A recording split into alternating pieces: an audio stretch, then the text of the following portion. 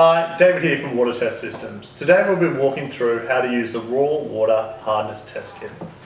Inside the test kit you will find sample tube, indicator solution, titrate solution and instructions. First I'll grab your sample water, 20 mils. Grab your indicator, 10 drops.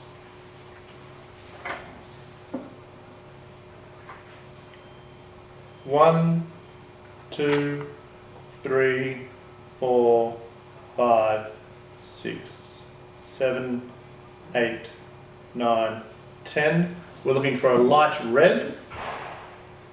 Then grab your titrant solution. Count the drops till you get a pure blue.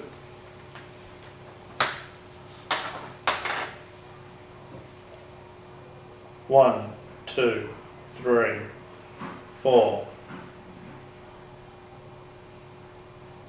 5, 6,